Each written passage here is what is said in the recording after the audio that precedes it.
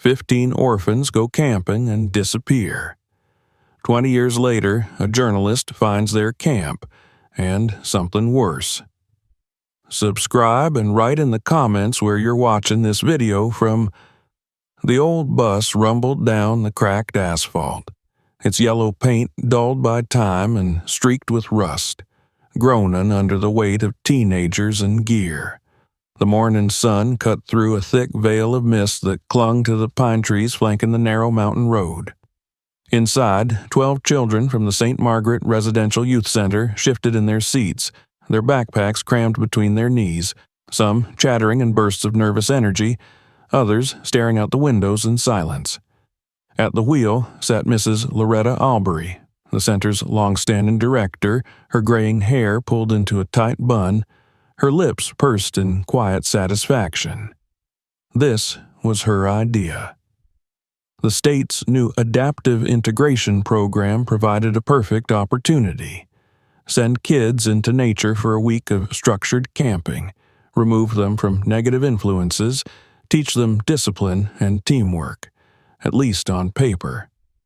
In truth, the program offered something more alluring to someone like her: funding, attention, a chance to show results.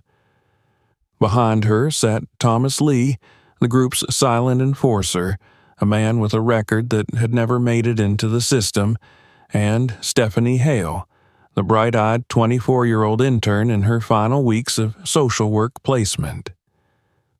Stephanie had volunteered for the trip in earnest, believing it could genuinely help the kids she'd grown attached to in recent months.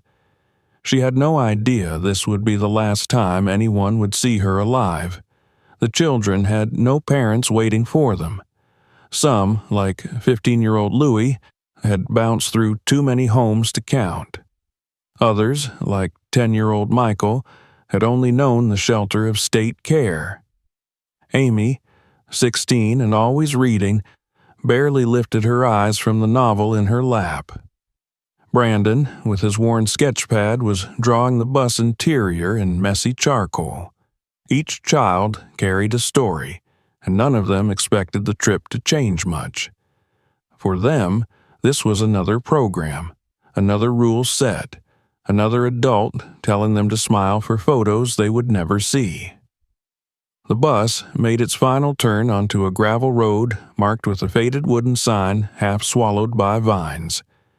Echo Ridge Trailhead, restricted access. According to the official documents Mrs. Albury submitted, the group was headed to Falcon Bend Trail, 20 miles east. But she had chosen a quieter site, one not technically on the approved list but remote enough to guarantee no interference. No park rangers, no other hikers, and most importantly, no oversight. They parked near a gated service road, cut the engine, and unloaded. The group disappeared into the forest sometime around noon on May 19, 2003. 3 days later, no one had heard from them. At first, the delay caused no panic. The shelter had often missed scheduled check-ins. Cell service in the area was spotty, and Mrs. Albury had a reputation for flouting rules she deemed unnecessary. By the 5th day, local authorities received a call from a junior administrator at St. Margaret's who had expected a return that morning. Search and rescue launched an operation within 12 hours. Helicopters scanned the mountains. Dogs were brought in. Trails were combed. What they found was nothing. No tent stakes, no fire pits, no tire tracks leading deeper into the woods. Not a single piece of clothing or paper or metal. Only the bus, its engine cold, its doors locked. Backpacks and sleeping bags were gone. The only trace of life was a crushed granola bar wrapper half buried in the dirt beside the parking area. The official investigation lasted 21 days. The terrain was steep and densely forested, dotted with ravines and uneven ridges, making extended search efforts dangerous and expensive. After 3 weeks, the operation was scaled down. 6 weeks later, it was closed entirely. The final report classified the event as an unsolved mass disappearance, attributing it possibly to misadventure, environmental exposure, or accident. The lack of family members advocating for the missing children meant few questions were asked. The public's interest quickly shifted to more digestible stories. Within months, the St. Margaret Residential Youth Center shut its doors. The remaining staff were relocated. Funds were reallocated. The disappearance was folded into urban legend, mentioned briefly in local news retrospectives or whispered about by those who remembered. But the names of the children, Amy, Michael, Louis, Brandon, and the others, never made it onto posters or into campaigns. There were no tearful press conferences, no foundations launched in their honor. They were state property in the eyes of bureaucracy, unclaimed, undocumented, and, eventually, unremembered. 1 year later, a man hiking near Echo Ridge found a torn scrap of notebook paper in a rain-warped Ziploc bag wedged between two rocks. The writing was faint and smeared by water damage, but 3 words were still legible. "We need help." The hiker turned it in, but by then no one was listening. In the 2 decades that followed, the forest reclaimed what it had hidden. Fallen trees blanketed the trails. Moss consumed the remains of the forgotten bus until its yellow shell turned green and gray. Rangers avoided the area, citing unstable slopes and overgrowth. The Echo Ridge Trail vanished from maps. Those who remembered the case would later say it had always felt strange, too clean, too quiet. No scavengers, no torn clothing, no remains, just absence, and then came the silence. But even silence holds its breath. 20 years later, a young woman in a university library would pull a yellowing file from a dusty archive box and ask the question no one else had dared in 2 decades. What really happened to the children from St. Margaret's? That question would unravel everything, and for the first time since 2003, the forest would give up one of its secrets. It just needed someone to start digging. And her name was Allison Wells. Allison Wells had never expected her senior thesis to turn into an obsession. It had started with a casual idea, something vaguely noble but safe. A project on institutional failures in the foster care system, inspired by stories she'd heard growing up, passed between kids in group homes like urban legends with a bitter core of truth. She'd been a foster child once, years ago, before her adoption at age 9 by a quiet, bookish couple in Newton, Massachusetts. That history had always hung around her neck like a locket, visible only when she allowed herself to remember. Now, in the final year of her journalism program, she found herself drawn back to that lost world, seeking something that even she couldn't articulate. It was a rainy Thursday afternoon when she stumbled on the case. The campus library was nearly empty, the sound of water drumming against the windows like soft static. She had taken a stack of microfiche reels from the back archive storage, hoping to find news clippings about program failures in the state-run group homes in the early 2000s. Most of the headlines were predictable. Funding cuts, abuse allegations, overworked staff. But then, almost by accident, she paused on a reel dated May 2003. The headline wasn't bold, just an inch-high segment buried between 2 more sensational stories. 12 children, 3 adults missing in mountain trip search underway in Echo Ridge area. Allison blinked. She read the article again, this time more carefully. It was short, barely a few paragraphs, but the facts were clear. A group of 12 children from the St. Margaret Residential Youth Center and 3 staff members had vanished during a wilderness program near Echo Ridge, Maine. The article noted that a search operation had been launched, but no additional details were provided. There were no follow-up clippings in the subsequent weeks, no photos, no updates. She typed the words into several news databases. Nothing. No archived footage, no obituaries, no missing persons lists. She checked the Department of Health and Human Services. No press releases or formal statements about the closure of the center. It was as if the story had been buried before it had even begun. For a moment, Allison sat frozen in her chair, her fingers hovering above the keyboard. The air around her seemed heavier. She wasn't sure what she had found, but instinct told her it mattered. That night, she started a new file on her laptop labeled Echo Ridge. She wrote down the names of the missing, at least the few that had been mentioned in a follow-up article she finally uncovered in a small-town archive from 6 months later. The article noted that the investigation had been closed due to insufficient evidence of criminal wrongdoing and lack of viable leads. The children were never named. Allison felt something tighten in her chest. No names, no photos, no one to remember them. 12 children and 3 adults had vanished, and the world had moved on without a whisper.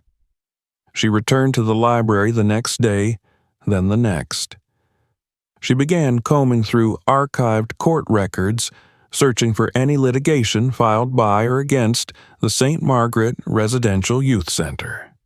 She found almost nothing, except a brief civil filing by a former staff member named Constance Bledsoe, who claimed wrongful termination in 2004.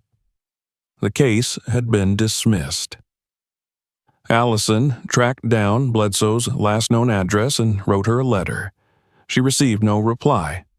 Determined, she pivoted to social media. The center had no surviving digital footprint, no website, no alumni network. She joined several online groups for former foster youth, asking vaguely if anyone remembered the name St. Margaret's. A week passed before she received a private message from someone named Dina West. "I lived there," the message said, 96 to 01. "What do you want to know?" They arranged a video call that weekend. Dana appeared on screen with a weary, skeptical expression. She looked to be in her late 30s, with deep-set eyes and a cigarette tucked behind one ear. Her voice was low, almost guarded.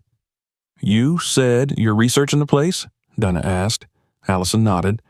"I'm trying to understand what happened to the kids who disappeared in 2003. Dina didn't respond right away. She rubbed her chin and looked off screen. "I remember hearing something about that. After I aged out, they told us it was an accident, some forest fire or something." "There was no fire reported," Allison said quietly. "The records just stop." Donna frowned. "I'm not surprised. That place was a mess. They didn't care about us. Kids ran off all the time. Sometimes they came back, sometimes not." "Did you know Mrs. Loretta Albury?" Dina gave a dry laugh. "Knew her? That woman ran the place like a prison. Nice enough on inspection days, but cold, real cold. She had favorites, and if you weren't one of them, you didn't matter." "What happened to her?" "She left the country in 2005, Allison said. "She changed her name. She's living in Canada under a different identity." "Of course she is," Dina muttered. "Figures." Allison asked a few more questions, but Dina had little else to offer. Still, the conversation solidified a growing certainty. This wasn't just a story of children lost in the woods. Something had gone deeply wrong, and someone had made sure no one would look too closely. She spent the following month deep in research. Using public records request, she obtained old budget statements from the Department of Youth Services and discovered that in 2003, just 3 months before the disappearance, St. Margaret's had applied for and received a special grant under the Adaptive Integration Program. The funding included a line item for outdoor therapeutic development, totaling $38,000. Most of the money was never accounted for. Digging deeper, she found a set of records marked confidential. Through a contact in state government, she obtained an unofficial copy. Among the documents was a list of approved outdoor locations for the program. Echo Ridge was not one of them. The official report listed Falcon Bend Trail as the intended route, but satellite imagery from 2003, retrieved through an academic partnership with a GIS lab, showed no evidence of recent activity in that area. The clearing where the bus had been found, however, lay nearly 30 miles west, accessible only by a decommissioned fire road known for landslides and dangerous terrain. She mapped it out, overlaying topographic data, and realized something chilling. The place they had gone was effectively cut off from rescue.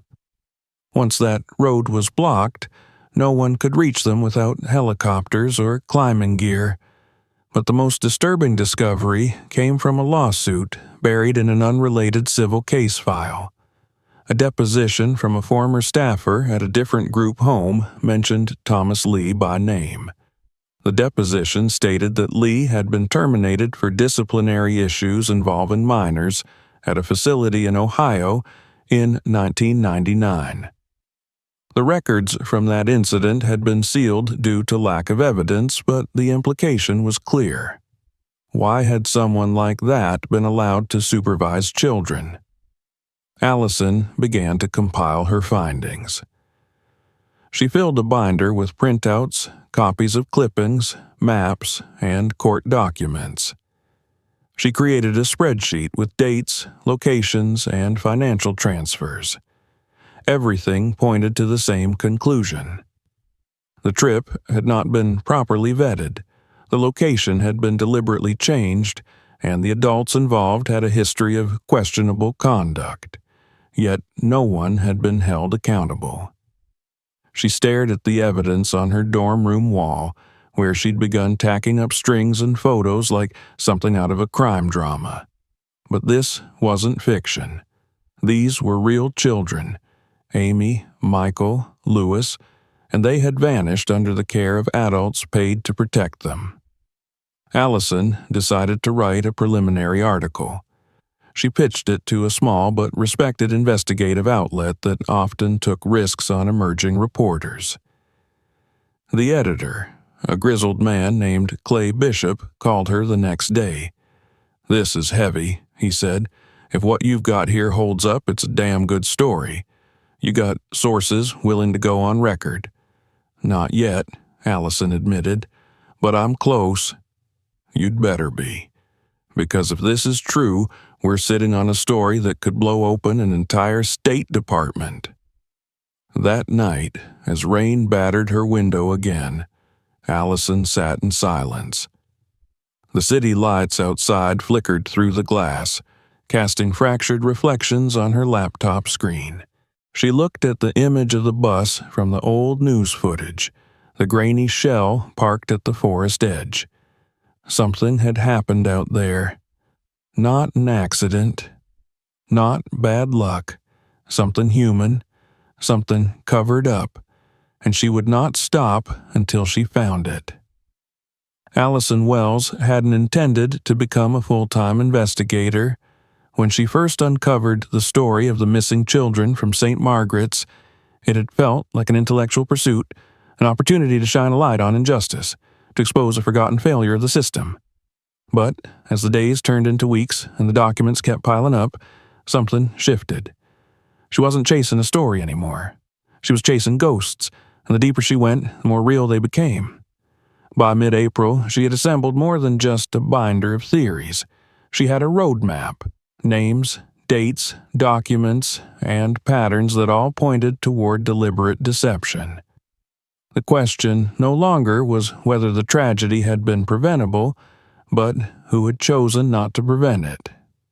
The children had been sent into the wilderness under the care of adults who never should have been trusted, and someone had worked very hard to make sure no one would ask questions when they didn't return.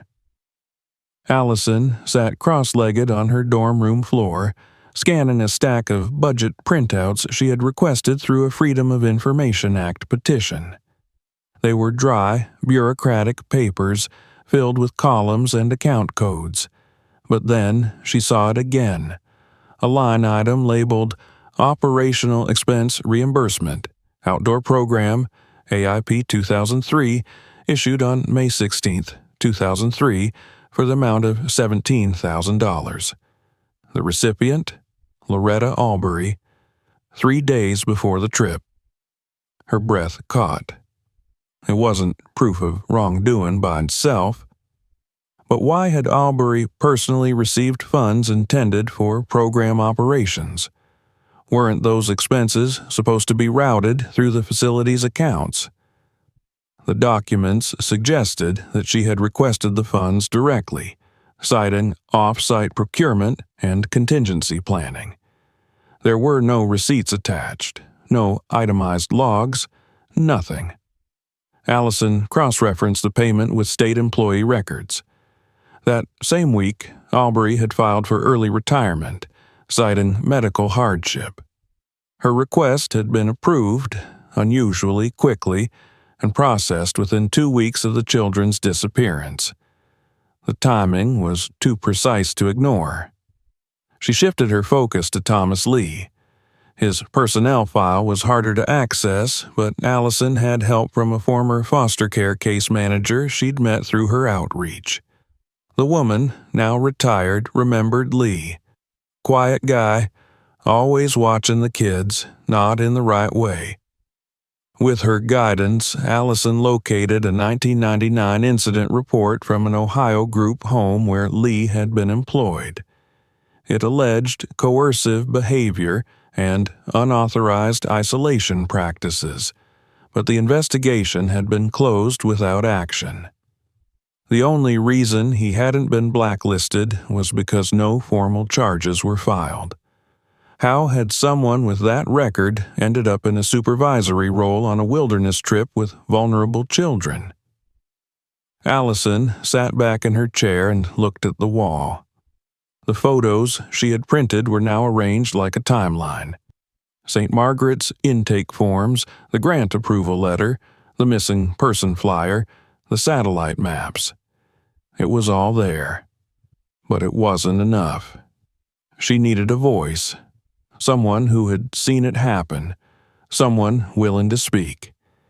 Her breakthrough came in the form of a yellowed, half-forgotten news clipping she hadn't noticed before. It was from a small-town paper in Aroostook County. In a side column, under a community spotlight section, a headline read, "Local woman accuses state of covering up daughter's death." The article was about Jane and Patrick Hale, the parents of Stephanie Hale, the intern who had vanished along with the children. Allison didn't hesitate. She reached for her phone, found a listing in the white pages, and made the call. The voice that answered was slow, cautious, and older than she expected. "Yes," the man said. "Mr. Hale? My name is Allison Wells. I'm a journalist, and I believe your daughter Stephanie was one of the people who went missing in the 2003 Echo Ridge trip. I'm investigating what really happened." There was silence on the line. Then, quietly, "They told us never to call her missing. They said the word implied hope." She arranged to visit them that weekend. The Hale residence was a modest one-story home on a quiet street lined with maples and cracked sidewalks. The front lawn was freshly cut, and a small garden bloomed with daffodils. Allison knocked and was greeted by Jane Hale, a thin woman with gray-streaked hair and eyes that looked like they had stopped expecting comfort. They sat in the kitchen. Jane poured coffee, hands shaking. Patrick stood silently at the counter, arms crossed. They told us it was an accident, Jane said, staring into her cup, that the trail was unstable, that maybe there was a fall or a flash flood. But they never explained why there were no remains, no clothes, no bags, just the bus. They told us not to ask questions, Patrick added, said we'd only hurt ourselves, said there were no leads. Allison nodded. Did anyone ever follow up with you? Investigators? Journalists? Not once, Jane said. Allison opened her binder and carefully laid out some of the documents. Copies of the budget lines, a map showing the trail discrepancies, a civil record linking Albury to a false reimbursement. I think this was planned, she said softly, at least the location switch, and I think they left the children alone. Jane stared at the map, her face trembling. She was 24. She didn't even want to go. She told me she thought something felt wrong about it, but Albury said she had to, said it would look good on her resume. Allison reached out. Would you be willing to go on record? The couple exchanged a look. Then Patrick nodded. If it helps someone else see the truth, yes. That night, Allison began drafting the first full article. She included every verified fact, every source she could cite, and wrote it not as a theory, but as an indictment. The piece was titled, Buried Beneath the Pines, The Forgotten Tragedy of Echo Ridge. She sent it to Clay Bishop with trembling hands. He called her the next morning. This is real, he said, his voice steady. We'll run it. We'll lead with it. But Allison, you need to be ready. This won't go quietly. It didn't. Within 24 hours of publication, the article went viral. It was picked up by regional news affiliates, then larger platforms. Social media exploded. Hashtags trended. Former foster children began sharing their own experiences. Legislators issued cautious statements. The Department of Youth Services promised an internal review, but not everyone was supportive. Allison received anonymous emails. One read simply, "Drop the story. You're chasing shadows." Another included a blurry photo of her walking across campus with no text at all.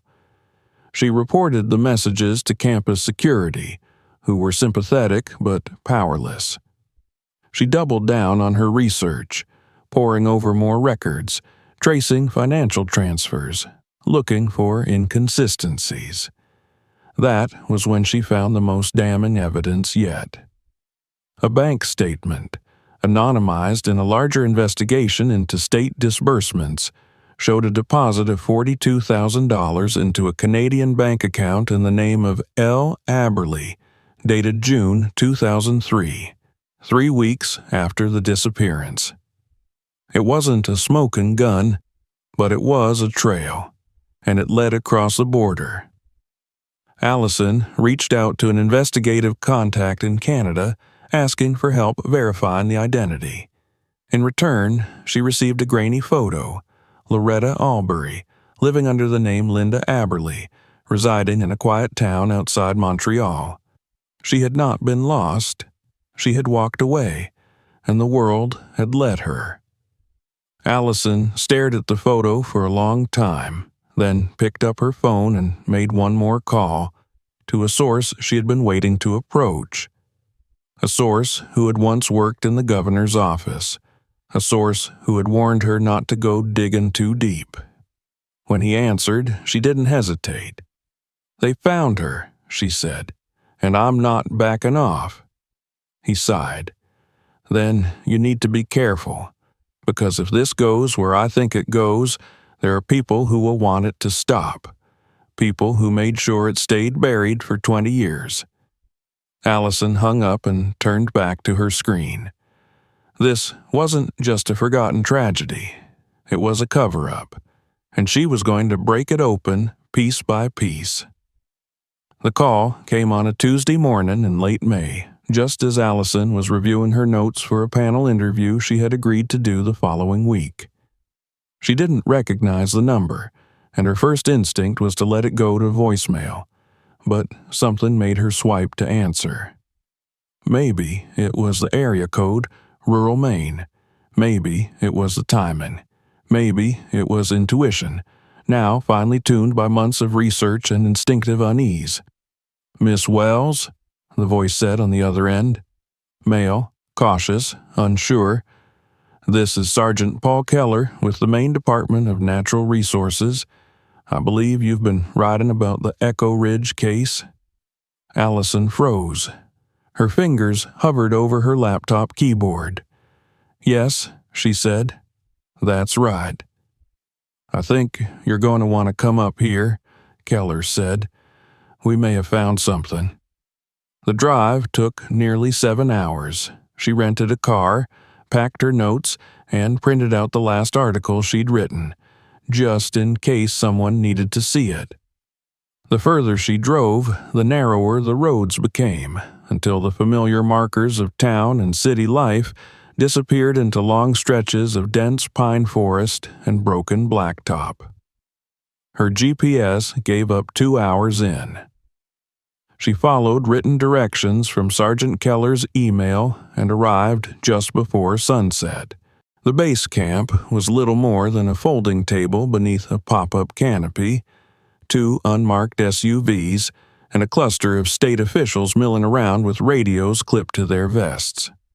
As she approached, a tall man with sun-leathered skin and a tan uniform turned to greet her. His badge read Keller. "We've been clearing the path for new trail work," he explained, gesturing toward the forest beyond the tree line. "There's a conservation project planned for next year. One of the crews hit something they weren't expecting." They led her down a steep, narrow trail that sloped into a hollow between 2 ridges. The trees here were older, towering over them in silence, their branches thick with moss. The air felt damp, heavy. After 15 minutes of descent, they reached a clearing choked with underbrush and fallen logs, and, in the center of it all, partially buried under years of pine needles and erosion, was what remained of a campsite. At first glance, it didn't look like much. Scraps of torn nylon, rusted tent poles, a crushed mess kit half consumed by soil. But as she stepped closer, the fragments became unmistakable. A child's sneaker, the sole rotted away. A broken aluminum water bottle with a cartoon bear decal. The corner of a laminated safety card with the faded heading, Group Safety Checklist, AIP 2003. Allison knelt, her hand trembling as she reached out to touch the card. It was real. All of it. No longer a theory or a distant story. This was the ground where they had stood, where they had eaten, where they had slept. And, she realized with a rising wave of dread, where they had died. The evidence was collected slowly with careful reverence. Forensic teams moved in, brushing dirt from twisted metal and decomposing fabric. In the center of the clearing, they uncovered the fire pit. Its stones were blackened with soot. Nearby, they found a melted gas canister, its valve snapped in half. The origin of the blaze, investigators believed. They also found bones. Not all of them, and not in any neat arrangement. They were scattered, some in shallow depressions, others buried beneath decades of debris. A child's femur here, a mandible there. Most were fragmented, degraded by time and animals. But enough remained for a forensic analyst to confirm the truth. They were human, and they belonged to children. The scene was cordoned off. The media embargoed. Allison was granted limited access as a journalist, but Keller told her quietly, off the record, that her work was the reason they had rechecked this area at all. The night after the discovery, she stayed in a motel 2 towns over, lying awake on a stiff mattress, staring at the ceiling fan spinning shadows across the wall. The weight of what had been found pressed down on her chest like a boulder. For months, the missing had been names and implications.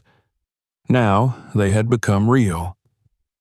She called Jane Hale the next morning and told her. Jane wept quietly, then thanked her again and again. By the end of the week, the evidence collected had made headlines across the state. News vans parked near the trailhead. Press conferences were held. Officials stated carefully that remains consistent with several of the missing individuals had been found. When asked whether the deaths were accidental, Sergeant Keller paused. "We're not ready to make a determination at this time." But Allison knew. She was allowed to review photos from the recovered cameras, found deep in the underbrush in cracked Ziploc bags. One of them contained a roll of film remarkably intact. The images showed the group smiling at the start of the trip, gathered around a small campfire, posing with peace signs and makeshift marshmallow sticks. Then, as the photos progressed, the mood changed. Tired eyes, frustrated expressions, smoke, darkness. The final few frames were blurred and warped by heat.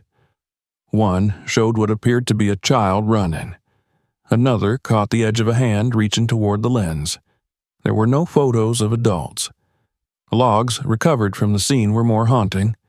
Pages torn from journals. Crumpled notes. One, in scrawled handwriting, read, "They said she left. He left, too. We are alone." Another, written more neatly in what might have been Amy's hand, read, "Michael is sick. He threw up, and now he won't wake up." Allison printed those pages and read them again and again. She imagined the fear they must have felt, the hopelessness, the betrayal. Left in the woods with no contact, no direction, no way home. The toxicology report, once completed, confirmed low levels of carbon monoxide poisoning in bone marrow samples. The gas canister had leaked overnight while the children slept, triggering a fire that spread through the nylon tents before any of them could escape. The question remained, where were the adults? A ranger from another district provided an answer almost by accident. Reviewing old guest logs from a nearby lodge, he found two unfamiliar names checked in the day after the fire was believed to have occurred. No photo IDs had been required at the time. Payment was in cash, but one of the names matched a known alias of Thomas Lee. They had left. They had walked away. The implications were horrifying in their simplicity. The adults had abandoned the children. Maybe they panicked. Maybe they planned it. But either way, they were gone before the fire began. The pieces fell together with grim clarity. Albury had diverted funds. Lee had a history. Stephanie Hale had tried to do the right thing and paid the price. And the children, 12 of them aged 10 to 16, had been left to die in a forest that would swallow their screams and their bones. Allison wrote a second article, longer than the first, backed by new evidence and official quotes. This time, the reaction was immediate and massive. National outlets picked up the story. The Department of Health and Human Services released a statement expressing deep sorrow. The governor called for a formal investigation. The Echo Ridge site was declared a protected memorial zone. But for Allison, the work was not finished. One night, reviewing a box of scanned documents she had obtained from an anonymous courier, she came across an old memo from the St. Margaret administration. It was dated May 10, 2003, 9 days before the trip. Subject: Risk Management. Due to negative optics surrounding AIP participation, ensure media coverage is minimized in the event of disruption. Prioritize institutional protection. Allison closed the file and leaned back in her chair. They had known, they had prepared for it, and for 20 years they had succeeded in keeping it buried. Until now. The official investigation was reopened on June 3rd, exactly 20 years to the day since the group from St. Margaret's had disappeared into the woods. Cameras lined the press briefing room in Augusta as state officials stood behind their polished podiums, shuffling papers and delivering cautious, lawyered statements. The phrases they used were clinical and practiced. New forensic evidence, possible mismanagement, historical oversight. They avoided the word Allison wanted most, responsibility. No one, it seemed, was yet willing to name it, but she knew. Everyone who had followed the case closely by now understood what the evidence had revealed. The fire in the woods was not an act of God. It was not a storm or a bear attack or an accident that took place in the dead of night while capable adults tried in vain to save the children. It was the result of abandonment. It was the consequence of gross negligence, and, likely, something even worse. The photographs from the lodge had been blurry, but when they were enhanced by an independent forensic analyst, the outlines of the two guests in question became clearer. One man, tall, gaunt, with thinning dark hair and a hunched posture, matched descriptions of Thomas Lee from staff at two former foster facilities. The woman who signed in with him was listed as Linda Aberly, a name Allison now knew to be the alias used by Loretta Albury after she fled the country.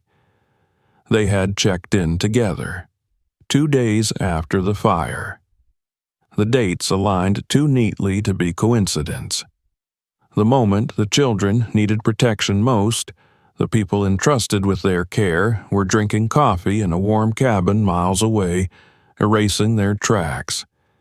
It had taken 20 years to prove it, but now there were timelines, digital confirmations, and financial records that formed a cold, hard outline of the truth. Albury was tracked down by Canadian authorities not far from Trois-Rivières, living under her assumed name in a small rented bungalow beside a lake. She had gray hair now, walked with a cane, and taught English online under the identity of a retired teacher from Vermont. When approached by federal agents, she offered no resistance, no denial. She simply asked for a lawyer. The extradition process began within days. Thomas Lee, as it turned out, was already dead. A traffic fatality in Argentina in 2011, confirmed through fingerprint records shared by Interpol. He had never returned to the United States. His final years, based on bank account activity, had been spent withdrawing small amounts of money from an account in the Cayman Islands, money that had first arrived via a wire transfer from a state contractor in Maine under the label Education Grant Disbursement. The details were sordid and bureaucratic, a perfect mixture of incompetence and opportunism. Allison learned that after the tragedy, a small circle of officials had chosen to bury the story under red tape. Their reasons were predictable. The state couldn't afford another scandal in youth services. The program had been under fire already. Federal funding was at risk. So the solution had been simple: deflect, delay, then disappear the case into closed files. She tracked down one of the men responsible, Robert Dunning, a former deputy secretary in the Department of Health and Human Services. He was retired now, living in Arizona.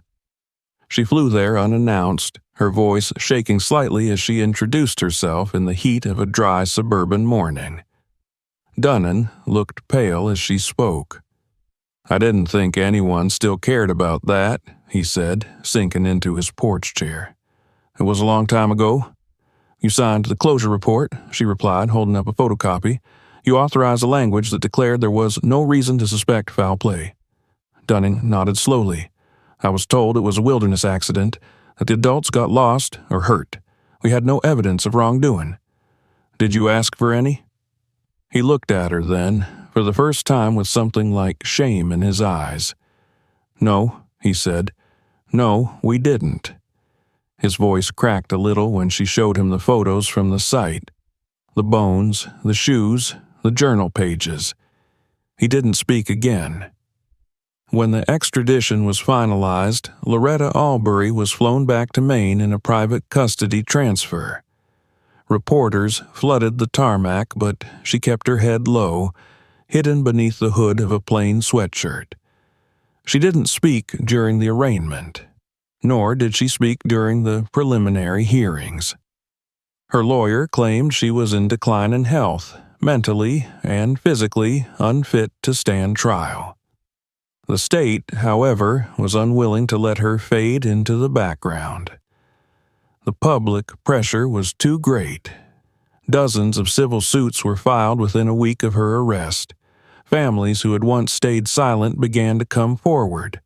Guardians, cousins, former foster siblings, all demanding recognition of the lives lost and the lives shattered. Allison was asked to testify during a closed-session review of the case by the State Oversight Committee. She prepared for days, reviewing every detail, memorizing her sequence of findings, practicing responses to possible questions. When the day came, she sat at the long table across from a panel of legislators and officials in suits and badges. Some looked bored, others looked angry, but most, she noticed, looked nervous. "I'm not here to place blame," she said, voice steady. "I'm here to illuminate what happened when no one else would. The children of St. Margaret's didn't vanish. They were left to die. And it happened because the systems meant to protect them prioritized silence over accountability." She recounted the grant diversion, the false trail logs, the photos from the lodge. She showed them the memo she'd found in the scanned documents, the one that advised minimizing media exposure in the event of disruption. She showed them the safety reports that had been ignored, the behavioral complaints against Thomas Lee that had been erased from his file. When she was finished, the room was silent. Outside the State House, a small crowd had gathered with signs bearing the names of the 12 children. Candles had been placed at the base of the stairs. Allison joined them as dusk fell, lighting one herself and setting it down beside the others. Later that week, a new witness emerged. He was a former groundskeeper at the camp where Albury and Lee had stayed. His memory was sharp, his details specific. He remembered Lee arriving with a backpack and a briefcase, Albury clutching a map. He remembered the mud on their shoes and the haunted look in Albury's eyes. He recalled overhearing part of a conversation through the cabin wall, words that chilled Allison when she heard them. "She'll die in that forest," Lee had said. "We all will if we stay." Allison didn't know who she was. Stephanie Hale, maybe, or one of the older girls. Or maybe he was talking about the fear that had started to set in as the plan unraveled. Regardless, the implication was clear. They had known what they were doing. And they had walked away. Albury's defense tried to argue diminished capacity. They presented a picture of a woman under extreme stress, manipulated by a co-worker, pushed beyond her ability to cope. But the jury was unmoved. In the end, the state chose to pursue charges of criminal negligence, involuntary manslaughter, and obstruction of justice. She was found guilty on all counts. Sentencing was scheduled for October. She would likely die in prison, but for many it wasn't enough. The children's lives had been cut short not by one person's decision, but by a network of failures, omissions, and calculated indifference. No number of convictions could bring them back. In response to mounting public outcry, the governor announced a full audit of all youth residential programs funded between 1995 and 2005. Dozens of case files were reopened. Some facilities were shut down permanently. A bill known as the Hale Act, named in honor of Stephanie, passed unanimously in the legislature, requiring mandatory GPS tracking and daily contact logs for all off-site youth programs. Allison wrote about that too, but not with celebration. She wrote with quiet grief, with the weight of 12 stories behind her and thousands more in the shadows. The truth had come to light, but justice, she knew, was still learning how to walk. The autumn that followed the trial of Loretta Albury was not a quiet one. The courtroom verdict may have closed the legal chapter of the Echo Ridge case, but the aftershocks reached far beyond the confines of a courthouse or the columns of newspapers. For the first time in 2 decades, the state of Maine, and the country at large, was forced to confront a truth it had long buried beneath bureaucracy and silence. The children of St. Margaret's had not vanished without a trace. They had not wandered off or fallen prey to the elements. They had been failed, methodically and shamefully, by a system that had been designed to protect them. And now, belatedly, the world was listening. Allison watched it unfold from the center of the storm. Her articles had made her a reluctant household name. National television networks invited her for interviews. Podcasts asked her to speak about institutional accountability. University panels featured her as a case study in journalism ethics. And while she agreed to some appearances, she turned down most. Fame had never been the goal. The spotlight, when it came, felt both surreal and burdensome. People saw her as the woman who cracked open the case, who gave the lost children a voice. But to Allison, that voice had always been theirs. She had only handed them a microphone. The civil suits multiplied by the week.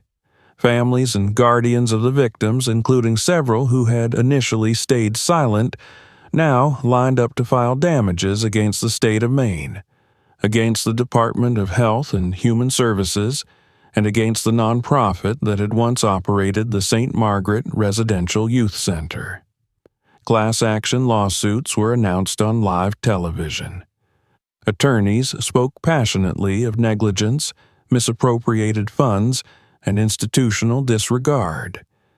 The figures thrown around in legal filings reached into the tens of millions, but behind the numbers were faces, grainy photographs of children who had once played in cracked playgrounds and slept beneath thin blankets, now memorialized in courtrooms with shaking voices and trembling hands.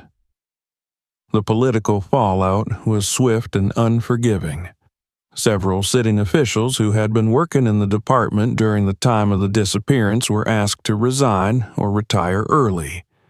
Investigative panels were convened. Senators and representatives made impassioned speeches about reform, accountability, and the urgent moral obligation to do better. Public pressure mounted until the state government, under intense scrutiny, launched a full-scale audit of all residential facilities that had received state funds between 1995 and 2005. The audit revealed a pattern of inconsistent oversight, misused grants, and missing incident reports. 2 group homes in operation were immediately shut down. A dozen others were ordered to undergo corrective action or lose their licensing. Allison covered it all. She documented the hearings, interviewed whistleblowers, reviewed contracts and receipts. She sat in the back of public galleries, filling notebook after notebook with observations, always aware that the cameras were watching her now too. People approached her in cafes, on sidewalks, at the grocery store. Some offered praise. Others looked at her with quiet reverence. But every encounter reminded her of the children who could no longer speak. She carried their memory like a second heartbeat. Amid the chaos, a bill emerged from the legislature. Drafted by a bipartisan coalition and dubbed informally as the Hale Act, It was designed to mandate strict safety protocols for all youth wilderness programs. GPS tracking of staff and participants would become mandatory. Every off-site trip would require independent review and approval from a new oversight board. Facilities found falsifying route logs or failing to check in would face immediate suspension and investigation. The bill passed unanimously. The signing ceremony took place on a bright, crisp October morning on the State House lawn. A crowd gathered to witness it: lawmakers, journalists, survivors of the foster system, and families of the lost. Allison stood among them, her coat pulled tight against the wind, her notepad in her pocket, unopened. She had no intention of writing about the event. Not today. Today, she was there as a witness. Jane and Patrick Hale were invited to speak. Jane stood at the podium, her voice strong despite the tremor in her hands. She spoke of her daughter Stephanie, not just of her death, but of her life, of how she had wanted to help people, how she had believed in the system even when it gave her every reason not to. She ended her speech with a quiet request: "Don't let this memory fade just because it's uncomfortable. Let it burn so we never forget what silence can cost." Afterward, Patrick handed Allison a small envelope. Inside was a photograph. It showed Stephanie at age 20, wearing a camp counselor's shirt and holding a clipboard. She was smiling. The back of the photo read, "For when you forget why you started." That night, Allison returned to her apartment and taped the photograph above her desk. Then, she sat at her computer and opened a blank document. The book she had been resisting, the one publishers had now begun begging her to write, would have to be more than just a recounting of facts. It would have to be a reckoning, not just with the system, but with herself. In the following months, as the legal system continued its slow churn, Allison's life became a strange combination of stillness and storm. She was invited to speak at universities, to give testimony in state oversight briefings, to advise on new legislative efforts around child welfare. Her inbox was flooded with messages from former foster children who had seen in her reporting a reflection of their own experiences. Some of them shared stories of neglect, of disappearances that had never been investigated, of programs that mirrored St. Margaret's in ways too specific to ignore. One of them, a woman named Trina, sent her a letter that kept Allison awake for nights afterward. Trina had been part of a similar wilderness integration program in 2004, 1 year after Echo Ridge. Her group had returned, but she wrote that a boy named Darren never made it back. The adults said he ran away. The file said the same, but Trina remembered Darren begging not to go, crying the night before they left. She remembered a fight in the woods, and then he was gone. Allison investigated. The facility listed in the report had since closed. The staff listed in the logs were unreachable or unwilling to speak. The file had been stamped runaway closed and tucked into a storage unit in the state's records archive. But the inconsistencies were familiar. Missing timestamps, no incident report filed within the required 24-hour window, a supervisor with a past complaint that had been dismissed. It wasn't over. The more she looked, the more she saw scattered footprints in decades of dust. Other Darrens, other Michaels. Systems that swallowed them whole, then reshaped the narrative around silence. In December, Allison launched a foundation with a portion of the advance from her upcoming book. She named it the Pine Hollow Initiative, in reference to the woods where the remains had finally been found. Its mission was simple: to offer investigative support to families of children who went missing under state supervision. Within weeks, volunteers joined: lawyers, retired caseworkers, archivists. People who had waited years for someone to care. She kept writing. She kept following tips. And still, the work brought moments of peace. Late at night, alone with her laptop and a mug of cooling tea, she would reread the testimony from those who had trusted her with their pain. They reminded her of the stakes, of the cost of inaction, of the children who should have had more time. In the spring, a small memorial was built at the site near Echo Ridge. With help from private donors and a grant from the state, a path was cleared and marked with a modest stone arch. At its center stood 12 pillars of smooth white granite, each etched with the name of a child who had never come home. A 13th pillar bore Stephanie Hale's name. Allison attended the dedication ceremony alone. She wore black and said nothing. She walked the path slowly, touching each name as she passed. The forest was quiet that day. No wind, no bird song, just the steady hush of pine needles beneath her feet. She left a letter tucked beneath one of the stones. It wasn't signed. It wasn't for anyone but them. Later that week, a boy she had never met reached out to her online.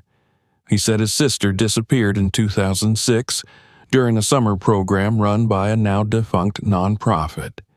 He had been 10 years old at the time. He had never stopped looking. Allison wrote back that night, because she wasn't done either. By the time the snow began to melt across the mountains and the first signs of spring returned to the Echo Ridge forest, the story of the St. Margaret children had already left its mark on the nation. The headlines had faded, replaced by new outrages, new tragedies, new causes to rally behind. But for those who had walked the path of that truth, who had traced it through courtrooms and archives, forests and silence, it had never been about attention. It had been about names, about faces, about the weight of memory that refused to be scrubbed away by time. Allison Wells returned to the memorial in late April, arriving alone at dawn. The air was still cool, with a faint trace of winter clinging to the bark of the trees. The path from the parking area had been cleared since her last visit, the trail now marked with wooden signs and gravel underfoot. The arch that framed the beginning of the path stood silent and clean, its inscription carved deep into the smooth granite above. In remembrance of those we lost and those who searched. She passed beneath it without speaking. The wind moved gently through the pines, stirring the scent of damp soil and pine needles, and the forest, for once, felt neither ominous nor angry. It felt expectant. The memorial stones were laid out in a wide crescent at the center of the clearing, each one identical in size and shape. The names had been engraved without middle initials, without titles, just the names, plain and enduring. Amy Lowen, Brandon Pierce, Michael Chambers, Lewis Carter, and so on, all 12 of them, plus Stephanie Hale, centered at the curve. Her stone had no flourish, no poetic epitaph, just her name and the words she stayed beneath it, as agreed by her parents. Allison stood before it with her hands clasped behind her back, her eyes tracing the etched letters slowly. She didn't cry. Not this time. The morning sun reached over the treetops, illuminating the memorial in slanted shafts of gold and pale blue. A few birds chirped hesitantly from the upper branches. Somewhere behind her, a twig snapped beneath someone's step, but she didn't turn. It was a public place now. The pain was not hers alone. After some time, she knelt and laid a small object at the base of Stephanie's stone.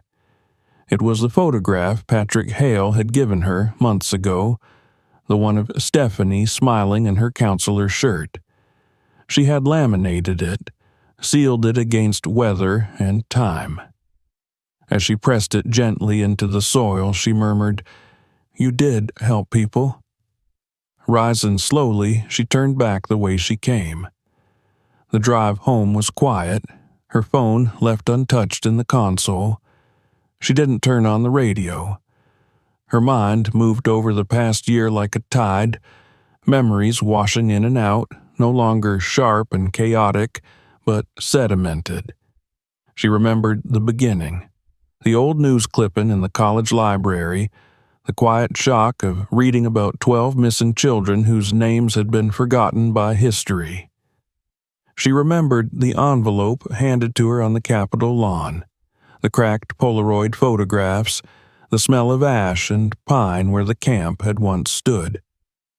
She remembered staring at scanned memos until her vision blurred, feeling the weight of every official signature that had tried to bury the truth. It had changed her. She wasn't the same girl who had started with a research idea and a borrowed archive key. The story had stretched her open, hollowed parts of her she hadn't even known were fragile, but it had also forged something inside her, something steadier. She no longer looked at missing persons notices the same way. She no longer trusted clean endings, and she no longer believed that justice was a thing you reached. It was a direction you kept walking toward, step by determined step. Back in Boston, her apartment remained much the same. The photograph of Stephanie was still pinned above her desk. Her files, physical and digital, had multiplied, a sprawling record of everything she had found and everything she hadn't. And there was still so much she hadn't.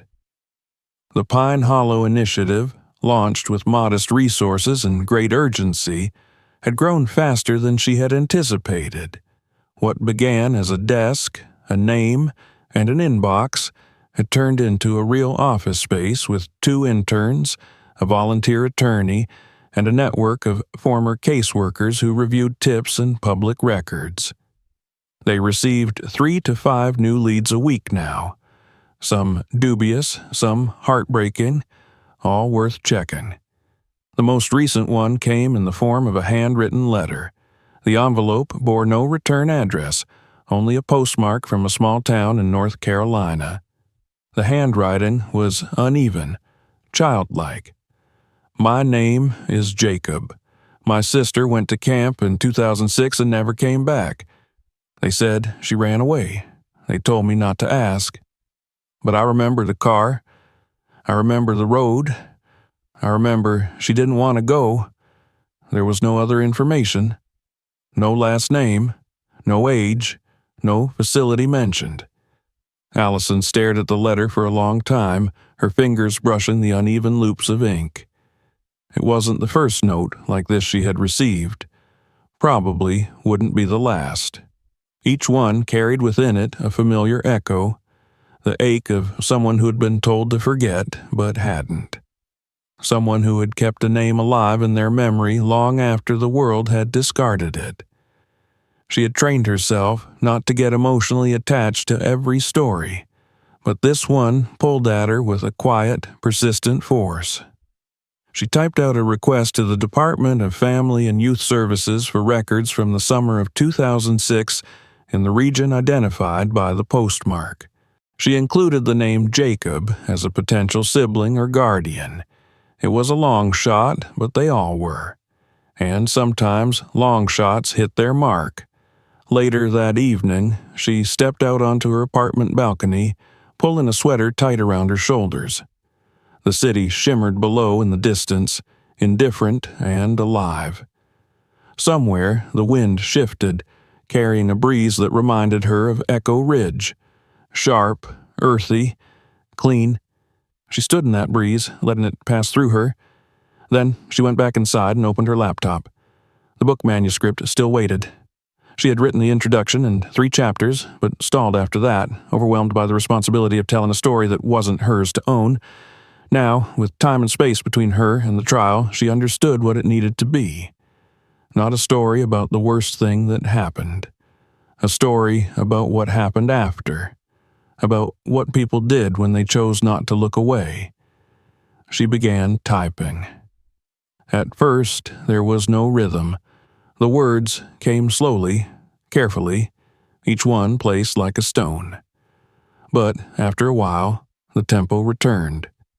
She wrote through the night, pausing only once to reread a line she hadn't remembered writing. The forest does not forget. It waits. And so must we, until someone is brave enough to ask again. The next morning, she printed it out. She folded the page and slid it into a folder beside Jacob's letter, then placed both into her project file. The sun was rising, pale and soft against the horizon.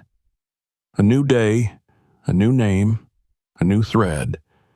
Allison sat back and whispered, as much to herself as to the forest, "I'm still listening."